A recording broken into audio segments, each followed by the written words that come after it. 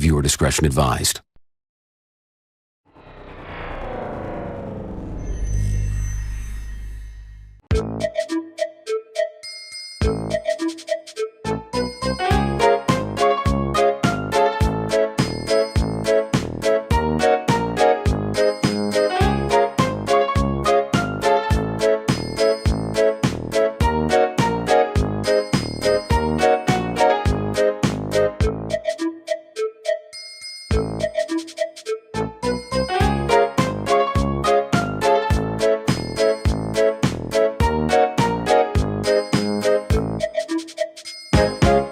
The Wild Nor'Western is considered by many as one of the longest and heaviest trains on the island of Sodor.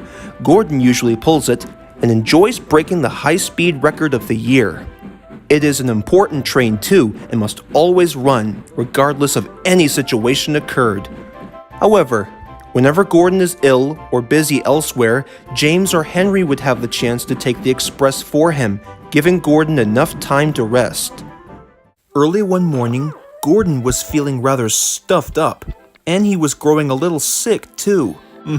Just as I suspected, said the driver. Probably the bad coal from yesterday. It's clogging up your tubes something awful. Now if only we should have picked up some fresh coal back at the coaling depot. Whew. Thank goodness there wasn't any gremlins in there, said the fireman. Don't remind me, groaned Gordon.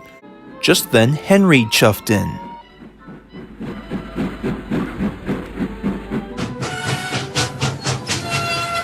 Morning, Gordon. Feeling a little stuffed up today? You could say that, said Gordon. I see. I have an idea, smiled Henry. Why not have a good sneeze, Gordon? I mean, that might clear away the cinders and ashes. He could remember years ago when he taught some boys a lesson for tossing stones at him. All Gordon could say was, "Certainly not! The Fat Controller would never approve. Besides, he didn't seem to like your sneeze as far as I could remember. I just need to go to the works to have the old tubes cleaned. Now, run along, my dear engine." All right, I'm going. Sheesh.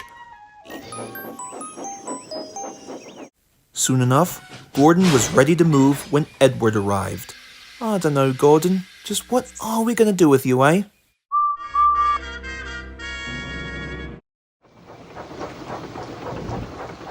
At Knapford, the station master was making a phone call.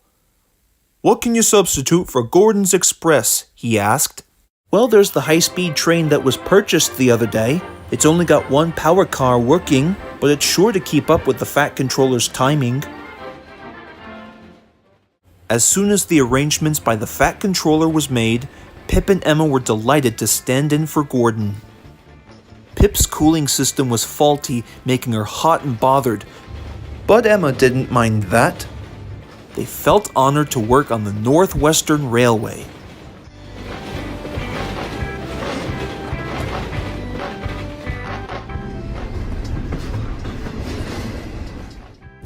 Meanwhile, James, following a little later with a stopping train, was surprised when the signalman walked up to the platform. That high-speed diesel's failed, he said. I want you to go gently until you reach it, and then push it to the next loop, and then go in front to pull it home. Oh boy, said James. Anyhow, what about the express passengers? Surely they wouldn't want to make a few extra stops? I'm sorry, James. Better that way than your people missing their stations. Off you go. Chop, chop.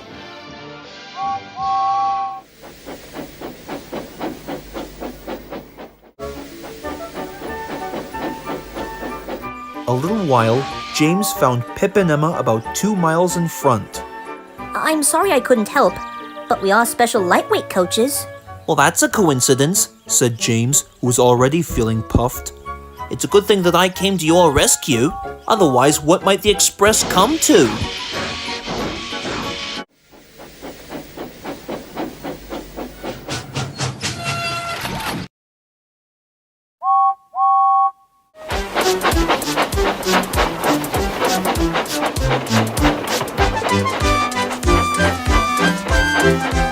Soon enough, James found it easier than he expected.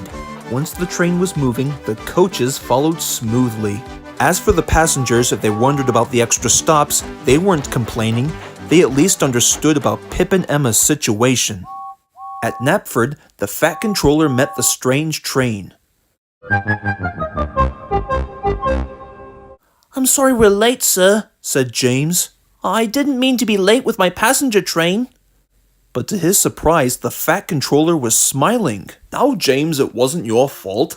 I am quite pleased with you. You have saved an awkward situation. Now then, I want you to make Pip and Emma feel welcome in the shed while I arrange their journey back home." Yes, sir. Aye, aye, sir."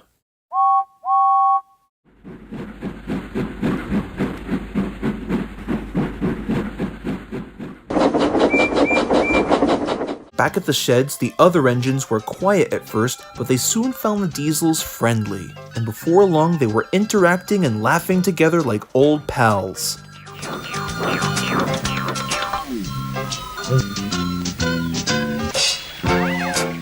James, of course, was glad that Gordon was away. He might, he thought, so easily have said something to upset him.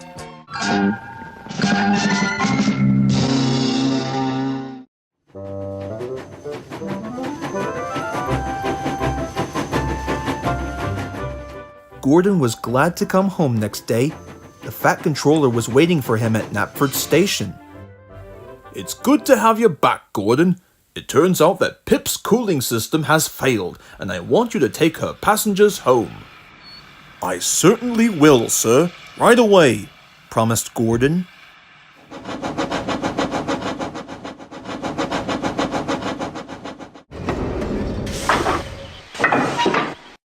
As soon as the big blue engine backed up onto the train, the driver said, "Right then, today, Gordon, my lad, you can have the run of your life."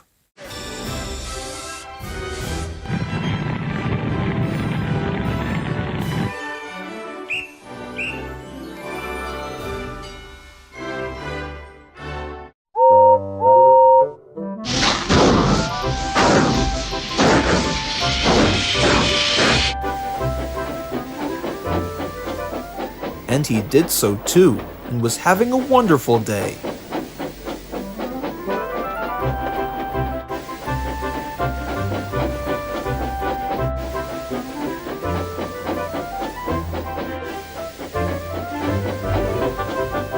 At last, peering from the window, the driver saw Gordon's hill. "Oh no, not again." But his driver knew what to do. "Find the biggest piece of coal you can," he said to the fireman. "Once we have enough lumps, Gordon's speed will be given a big boost. Now let's hurry along, or the big hill will beat us." So with no time wasted, the fireman shoveled for dear life. Slowly but surely, Gordon found himself going faster than he had ever gone before. At last, the fireman found the biggest piece of coal that he had ever seen. "Well, if spinach could be good for that sailor man," he said, "then this will do the trick."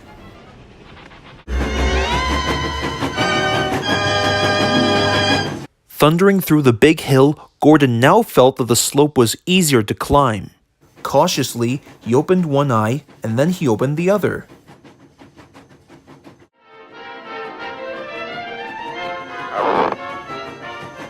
"Oh yes, I've done it!" he smiled. "Express coming through!"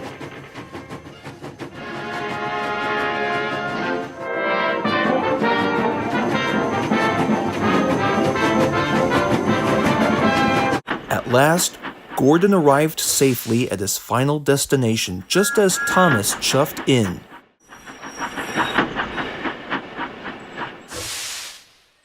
"Well, it's about time you showed up," said Gordon. "Oh, I cannot chat right now. I've got a train to run. Toodaloo!" And he chuffed importantly away. "Bubbling boilers!" chuckled Thomas to the coaches. "Have you seen anything like this?" Both Annie and Clarabelle agreed that they never had.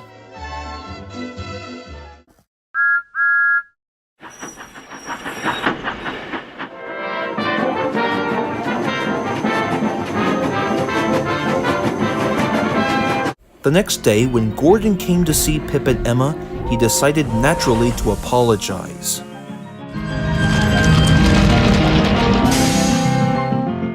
Afternoon, Pip. Emma, I hear tell that you did a fine job with my passenger train yesterday. You could say that. Well, I came here just to say that I'm sorry that I was doubtful of the concept of high-speed trains, because at least I now know that the best way to keep the passenger trains running smoothly is to not only let others take to the occasion, but also to share the express trains with others until the day's work is over.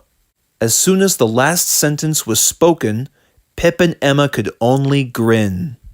From this point forward, the express trains have been sailing rather smoothly, not only thanks to Gordon's approval, but also thanks to Pip and Emma whenever he's away. All three engines are now great friends, and they're quite unanimous on the subject of taking turns.